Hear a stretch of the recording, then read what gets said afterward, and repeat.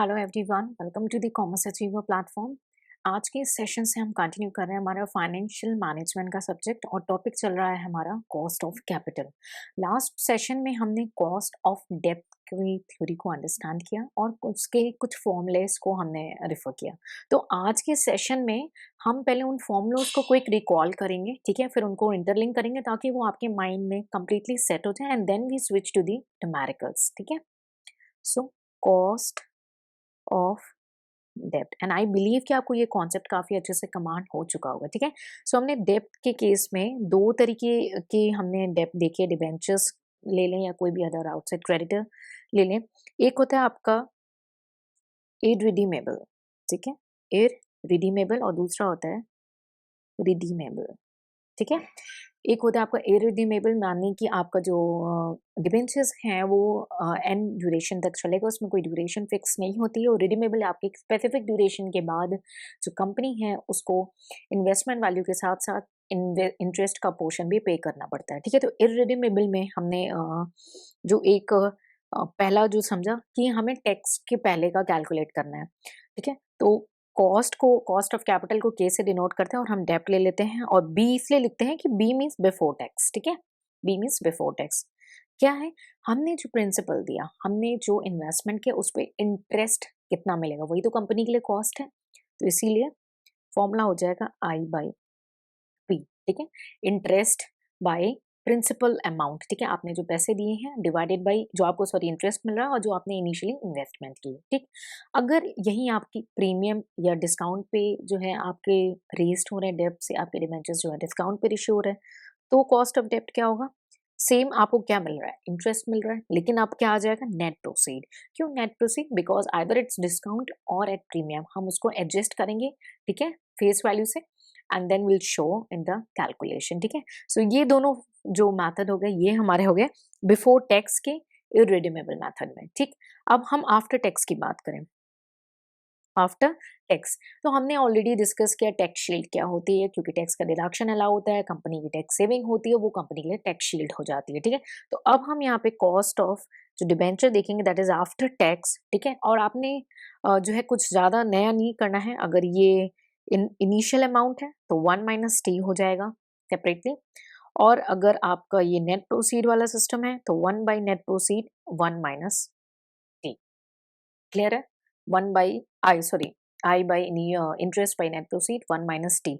अब कई बार क्या होता है ना एग्जाम में स्ट्रेट अवे, अब इनसे कई तरीके के क्वेश्चन हो सकते हैं। सपोज टू भी आपको क्या दीजिए, कॉस्ट ऑफ डेप्ट बिफोर टैक्स, तो ज्यादा कैलकुलेशन बची नहीं, आपको सीधे टैक्स रिड्यूस करना है, तो उस केस में कैसे करेंगे, उस केस में आप कर लेंगे कॉस्ट ऑफ डेप्ट बिफोर टैक्स को क्या करेंगे, ऑब्वियसली 1 - टी, तो आपको आ जाएगा कॉस्ट ऑफ डेब्ट आफ्टर टैक्स, ठीक है।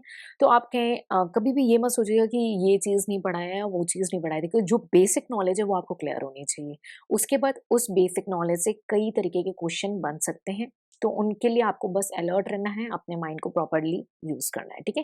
तो अब हम नेक्स्ट स्विच होते हैं रिडीमेबल के बारे में, जो एन नंबर ऑफ ईयर में आपके जो डिबेंचर्स हैं, जो डेब्ट हैं, वो रिडीम हो जाएंगे, यानी कंपनी को अपनी लायबिलिटी जो है पे ऑफ करनी पड़ेगी, जो इन्वेस्टमेंट अमाउंट ली थी उसे इंटरेस्ट के साथ पे करना पड़ेगा, ठीक है।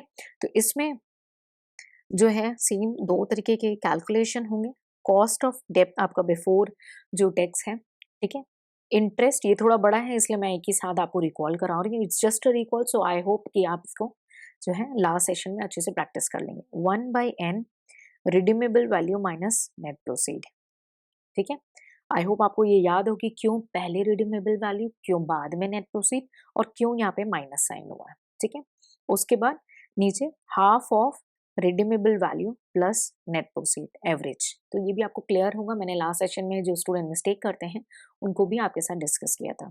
अब टैक्स वाले में लेंगे तो I have a lack of space, आपको बस करना क्या है, आई 1 - टी, सिर्फ इंटरेस्ट से टैक्स, क्योंकि इंटरेस्ट के पोर्शन को तो अलाउ होता है एज एन एक्सपेंस, तो सिर्फ इंटरेस्ट से टैक्स एडजस्ट होगा, बाकी सारी चीजें एज यूजुअल होंगी, sorry 1/n RV minus NP, ठीक है। मैं शॉर्टकट लिख रही हूँ आपको बस रिकॉल कराने के लिए, half of RV plus NP, यानी लास्ट में आपका डिनोमिनेटर में क्या आ जाता है, एवरेज आपका जो है आ जाएगा। इंटरेस्ट हम फेस वैल्यू पे कैलकुलेट करते हैं, टैक्स शील्ड का आपको कॉन्सेप्ट आई होप क्लियर हो चुका हो, ठीक है।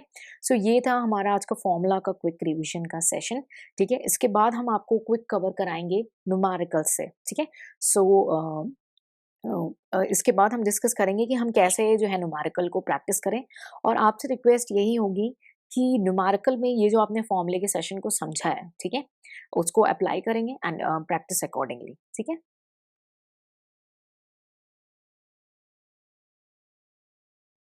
तो चलिए सबसे पहले हम जो क्वेश्चन है देखते हैं कि एक कंपनी है, ठीक है, एक्स लिमिटेड एक कंपनी है, ठीक है, वो इशू कर रही है, इशू यानी वो रेज करना चाह रही है कैपिटल, और वो इशू कर रही है 50,000 8% डिबेंचर, ठीक है। 50,000 रुपए के वो 8% पे डिबेंचर इशू करी, लेकिन किस पे? एट पार, ठीक है, यानी यहाँ डिस्काउंट और प्रीमियम की कोई बात नहीं हो रही है, ठीक है। टैक्स रेट जो है कंपनी के ऊपर एप्लीकेबल है इस सिनेरियो में, वो था कंपनी के उस समय 50%, ठीक है। अब आपको क्या कैलकुलेट करना है? कॉस्ट ऑफ डेप्ट कैलकुलेट करना है, ठीक है। तो सिंपल है, क्वेश्चन में कुछ ज्यादा ट्रिकी चीजें नहीं दी हुई हैं, it's completely simple. Sorry, one second.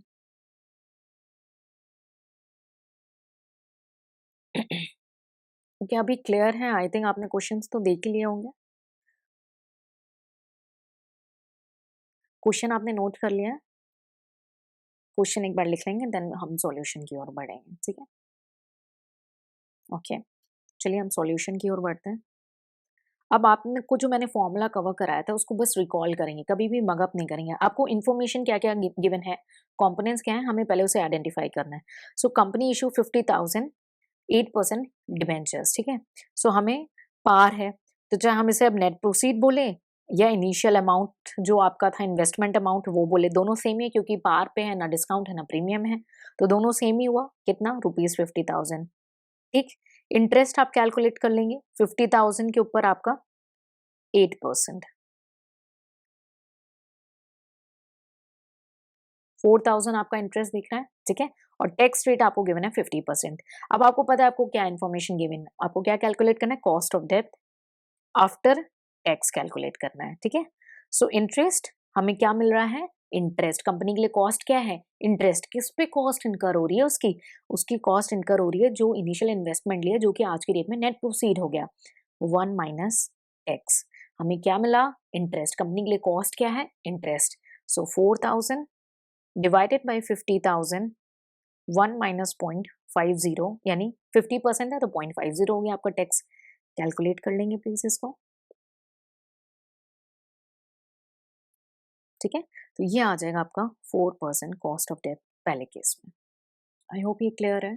बहुत इजी, आपको फॉर्मुलेज कमांड हो जाए और थ्योरी क्लियर हो तो आप खुद रियलाइज करोगे न्यूमेरिकल इजी हो जाते हैं। एफएम में एफएम की स्ट्रैटेजी यही है कि थ्योरी को अच्छे से समझ लो और न्यूमेरिकल को आप फॉर्मूले को अंडरस्टैंड करो, डू नॉट मेमोराइज, क्योंकि नहीं तो इतने फॉर्मुलेज हो जाएंगे कि दिमाग खराब हो जाएगा। तो बेटर है कि हम उन फॉर्मुलोज को अंडरस्टैंड कर लें और उसको प्रैक्टिस करें with the help of numericals, ठीक है। तो हम एक और क्वेश्चन देख लेते हैं,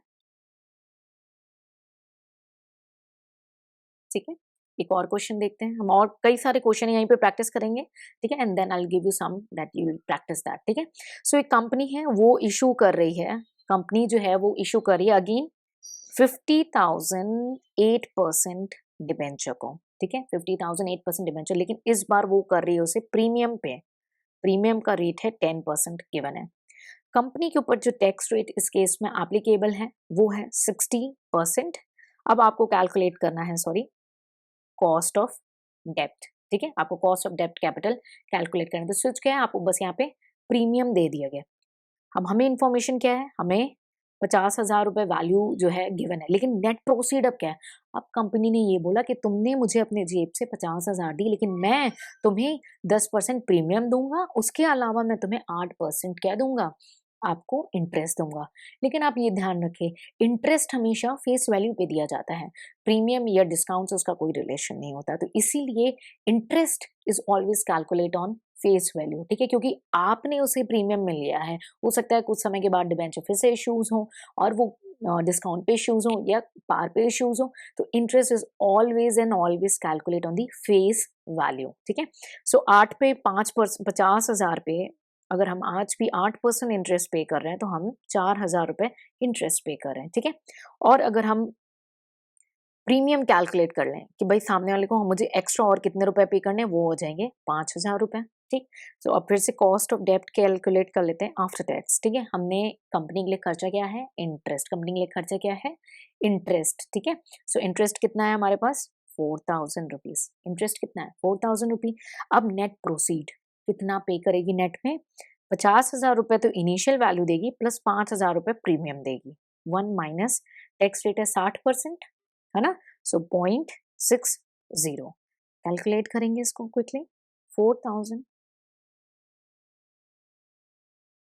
0.40 बचेगा। इसको कैलकुलेट करेंगे तो कंपनी के लिए कॉस्ट जो निकल के आएगा वो आएगा 2.91%। सो आई होप आपको ये चीज़ क्लियर हो गई हो कि अगर प्रीमियम है, डिस्काउंट है या पार पे है तो कैसे इसको हम जो है कैलकुलेट करेंगे डिबेंचर्स को, ठीक है। ऐसे कई बार ना फ्लोटेशन कॉस्ट आ जाती है। फ्लोटेशन कॉस्ट क्या होती है, कई बार जब कंपनी अपना नया डिबेंचर्स इशू कर रही है, कोई नया चीज इशू कर रही है, तो उसमें कंपनी कई तरीके के खर्चे इनकर करती है, ठीक है। ये हो गया आपका। सो आई एम प्रोसीडिंग फर्दर, ठीक है। कंपनी कई तरीके के खर्चे इनकर कर रही है। फ्लोटेशन कॉस्ट कैसे खर्चे होते हैं भाई, आपने अंडरराइटिंग कमीशन कोई देनी पड़ रही है, रजिस्ट्रेशन कॉस्ट देना पड़ता है, कोई other type of legal expenses देने पड़ते हैं, ऐसे बहुत सारे खर्चे होते हैं।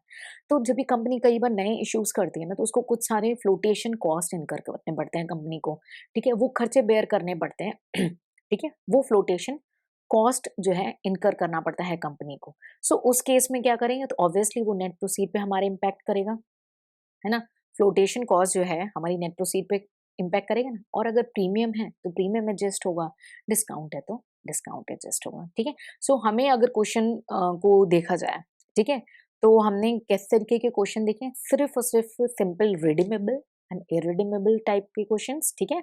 और आपके जो है रिडीमेबल और इरिडीमेबल के बाद हमने देखा, उसको डिवाइड किया कि कब हमें विद टैक्स कैलकुलेट करना है, यानी बिफोर टैक्स कैलकुलेट करना है, और कब हमें आफ्टर टैक्स कैलकुलेट करना है, ठीक है। और रही बात फ्लोटेशन कॉस्ट की, एक ये जो कॉन्सेप्ट बताया कि भाई खर्चा है कंपनी का, तो ऑब्वियसली नेट प्रोसीड में ये माइनस होगा हमारी फेस वैल्यू से, ठीक है। और अगर प्रीमियम है तो प्रीमियम ऐड होगा, डिस्काउंट है तो माइनस होगा, ठीक है। सो आई होप आपको ये जो कॉन्सेप्ट है कि फ्लोटेशन कॉस्ट जो है उसको कैसे एडजस्ट कर देगी, बिकॉज खर्चा है तो कंपनी ऑब्वियसली उसको माइनस ही करेगी, ठीक है। सो ये सारी चीजें हमने डिस्कस की हमारे कॉस्ट ऑफ डेब्ट के कॉन्सेप्ट में, ठीक है। और आपको सिंपल ऐसे ही न्यूमेरिकल आते हैं, थोड़ा बाद इनमें जो है स्विचेस देखने को मिलते हैं, and you have to practice that's it. कई बार क्या होगा, आपका इंटरेस्ट रेट फ्लक्चुएट करेगा, ठीक है। कि भाई कंपनी ने आज इंटरेस्ट रेट सपोज रखा 7% और प्लस फिर देखा, अनुमान लगाया कि 3% होगा, तो आपका कॉस्ट ऑफ डेब्ट कितना हो गया, 10% हो गया। अब आपको बिफोर टैक्स करना है तो डायरेक्टली आपका 10% हो गया, और अगर आफ्टर टैक्स रखना है तो 10 में से 1 माइनस आपका जो भी टैक्स रेट होगा, आपका आफ्टर टैक्स कॉस्ट ऑफ डेब्ट आ जाएगा, ठीक है।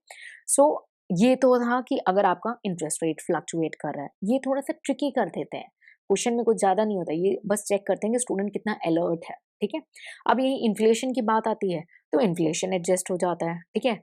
तो इन्फ्लेशन एडजस्ट करने के लिए हम कैसे कैलकुलेट करेंगे, उसको भी मैं आपको बता देती हूँ। मैंने ये तो आपको बताया कि जब आपका इंटरेस्ट रेट फ्लक्चुएट कर रहा है मार्केट में फटाफट, तो वो आपको बताएंगे कि इतना बढ़ गया या इतना बढ़ेगा, या सपोज करो 7% था तो एक्सटेंड हो गया टू 10%, तो ये तो फाइनल हो गया कॉस्ट। या कई बार होता है एक्सटेंड बाय 3% बोलता है, तो फिर इस केस में 7+3 करके 10% आ जाता है। ये तो हो गया ये चीज। अब इन्फ्लेशन का इम्पैक्ट आता है कई बार, ठीक है, डेप्ट पे इन्फ्लेशन का इम्पैक्ट आता है, तो उस केस में बोलते हैं कि आज की डेट में रियल डेप्ट क्या होगा, आज की डेट में रियल डेप्ट क्या होगा, ठीक है। तो नॉमिनल कॉस्ट जो दी गई थी उसके अकॉर्डिंगली कैलकुलेट करते, तो इसको भी strictly just a simple trick कि आपको इन्फ्लेशन का इम्पैक्ट दिखाना है उसमें। तो 1%, 1+ nominal nominal cost, 1+ nominal cost जो भी होगी डेप्ट की, हम इसका भी एक एग्जाम्पल देख लेते हैं, and 1+ inflation rate, IR means the inflation rate, ठीक है। सो इसको कैसे कैलकुलेट करेंगे, एक फिगर्स के थ्रू मैं आपको एक्सप्लेन करूंगी कि इन्फ्लेशन का इम्पैक्ट कैसे आपके डेप्ट के ऊपर जो है हम उसको एडजस्ट करते हैं, और कैसे उसके न्यूमेरिकल को हम सॉर्ट आउट करते हैं। 1 सेकेंड, ठीक है।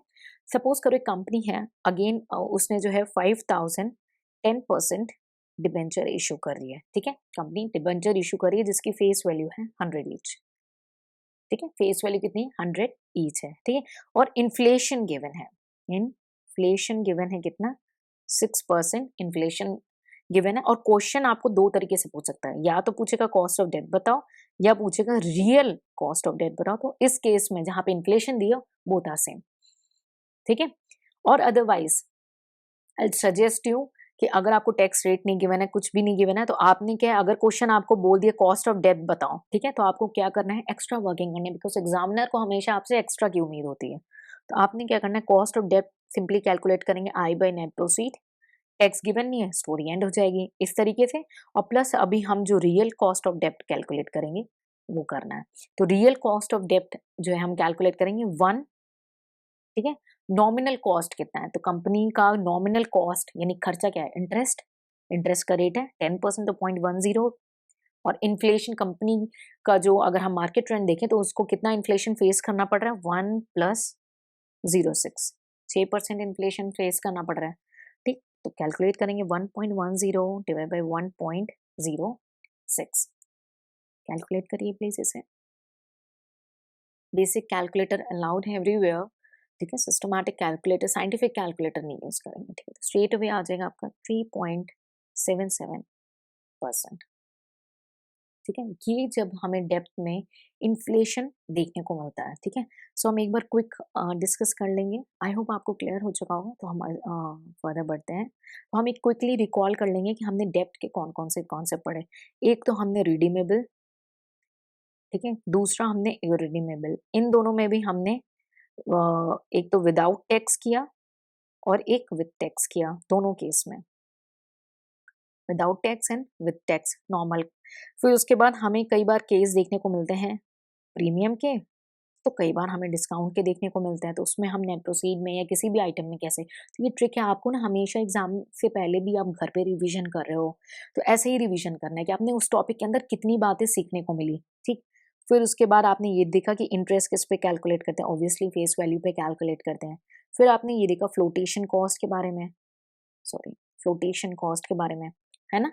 फिर उसके बाद आपने कॉन्सेप्ट समझा, टैक्स शील्ड भी देखा आपने, कॉन्सेप्ट आपने टैक्स शील्ड का समझा। फिर दूसरा आपने कॉन्सेप्ट देखा कि जब हमारा रेट फ्लोटिंग हो, फ्लोटिंग यानी बहुत ज्यादा मूव कर रहा हो ऊपर नीचे, तो उस केस में क्या होगा, सिंपल हमें जो है अगर 7 से बढ़ के 10 हो गया तो 10 हो जाएगा, या 7 से बढ़ के बाय 3% बोल रहा है तो 7 प्लस 3 बाई 10%, ऐसे आपको डाटा गिवन होगा, ठीक है। तो फ्लोटिंग रेट हो रहा है तो, और लास्ट केस में अगर हमें इन्फ्लेशन की एडजस्टमेंट्स दी जाए। So these the concept which you need to take care very consciously cost of डेप्ट के मैटर में। तो थ्योरी अब आपको रियलाइज हो चुका होगा कि थ्योरी बहुत ज्यादा इंपॉर्टेंट है एक्चुअली। 80% ऑफ द क्वेश्चन आपके तब सॉल्व होने लगता है, 80 to 90% ऑफ द क्वेश्चन अगर आपकी थ्योरी कमांड हो, ठीक है। तो FM is a strategy of understanding theory in depth, ठीक है। So I hope you are clear with all the numerical and all the concept relating to the cost of debt, ठीक है। So see you in the next session with a new topic. Till then, take care. Bye bye.